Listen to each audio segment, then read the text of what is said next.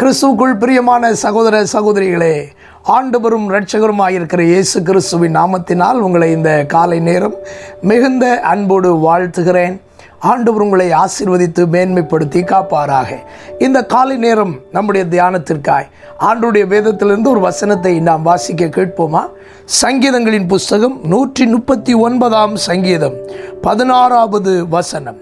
என் கருவை உம்முடைய கண்கள் கண்டது, என் அவயவங்களில் ஒன்றாகிலும் இல்லாத போதே அவைகள் அனைத்தும் அவைகள் உருவேற்படும் நாட்களும் உமது புஸ்தகத்தில் எழுதி இருந்தது.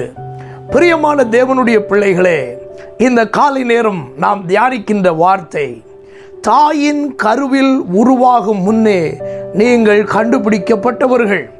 இந்த உலகத்திலே அநேகர் தங்கள் வாழ்க்கையை மிகுந்த வேதனையோடு பேசுவதை நான் கேட்டிருக்கிறேன். அவர்கள் பேசுவார்கள், நான் ஏன் தான் இந்த உலகத்தில் பிறந்தனோ, ஏன் தான் இந்த பெற்றோருக்கு பிறந்தனோ, ஏன் தான் இந்த குடும்பத்தில் நான் பிறந்தேனோ, வேற எங்கேயாவது நான் பிறந்திருக்க கூடாதா, வேற எங்கேயாவது நான் வாழ்ந்திருக்க கூடாதா என்றெல்லாம் அநேகர் நம்மிலே கசந்து கொண்ட நாட்கள் உண்டு. சிலர் இன்றைக்கும் வாழ்க்கையை குறித்து கசந்து கொண்டிருக்கிறவர்களும் இருக்கிறார்கள். ஆனால் ஒன்றை நான் உங்களுக்கு தெளிவாய் சொல்லுகிறேன், நம்முடைய வாழ்க்கையிலே நம்முடைய தாயின் கருவில் நாம் உருவாகும் முன்னே நாம் தேவனால் கண்டுபிடிக்கப்பட்டவர்கள் என்பதை மறக்கக்கூடாது. நாம் எந்த இடத்தில் பிறந்தோம் என்பது முக்கியமில்லை, எப்படிப்பட்ட பெற்றோருக்கு நாம் பிள்ளைகளாய் பிறந்தோம் என்பது முக்கியமில்லை. நம்மை ஒருவர் தாயின் கருவில் உருவாகும் முன்னையே என்னை வேண்டுமென்று வேறு பிரித்திருக்கிறார் என்பதை மட்டும் நாம் அறிந்து கொண்டோம் என்றால், நம்மை கண்டுபிடித்த தேவன், நம்மை தனக்கு வேண்டுமென்று வேறு பிரித்த தேவன் மெய்யாகவே நாம் நினைப்பதை பார்க்கிலும் வேண்டிக் கொள்வதை பார்க்கிலும் அதிகமாய் நமக்கு செய்து நம்மை ஆசீர்வதிப்பதற்கு தேவன் உண்மை உள்ளவராகவே இருக்கிறார். ஆகவே தான் தாவீது ராஜாவுக்கு ஒரு பெரிய நம்பிக்கை இருந்தது. என் தகப்பனும் என் தாயும் என்னை கைவிட்டாலும் கர்த்தர் என்னை சேர்த்து கொள்ளுவார்.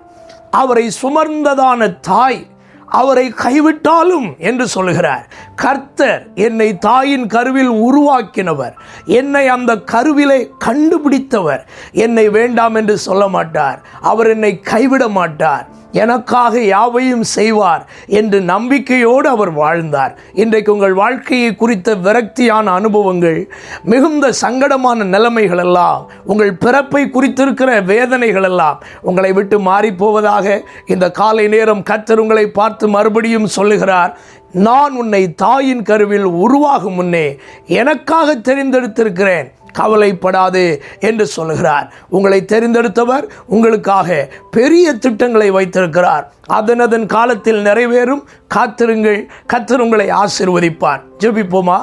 சர்வ வல்லமையுள்ள எங்கள் ஆண்டவரே, எங்கள் தாயின் கருவில் உருவாகும் முன்னே எங்களை கண்டுபிடித்த தேவனே, நீர் எங்களை ஒரு திட்டத்தோடு இந்த உலகத்தில் உருவாக்கினீர். எங்களை ஒரு திட்டத்தோடு ஒரு குடும்பத்தில் பிறக்க வைத்தீர். எங்களை இதுவரைக்கும் உம்முடைய திட்டத்தின்படி நடத்தி வருகிறீர். சில காரியங்கள் எங்களால் புரிந்து கொள்ள முடியாதவைகளாய் இருந்தாலும் ஒன்றை மட்டும் நாங்கள் விளங்கிக் கொள்ளுகிறோம், எங்களை பெற்றெடுத்தவர்கள் எங்களை மறந்தாலும் நீர் எங்களை மறக்க மாட்டீர். நீர் எங்கள் மேல் வைத்திருக்கிற திட்டங்கள் எல்லாம் அதன் காலத்திலே மெய்யாகவே நிறைவேறும் என்பதை நாங்கள் விசுவாசிக்கிறோம்.